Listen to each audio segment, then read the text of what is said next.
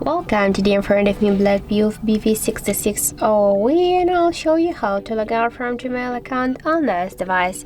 So let's first launch the Gmail application, and after that tap here on the right upper corner, and now we can see that we are logged in into two accounts at the same time. And now just to log out from one from these accounts here in Gmail app, we should log out from the Google account on our device. So how we can do that? Just first click here to manage accounts on this device.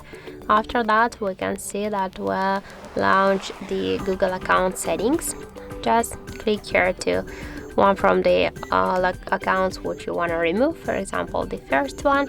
Click then here to remove account and tap by to remove account again. And now we can see that in Google account settings we stay only with one Gmail account. And now let's go back to the application and check.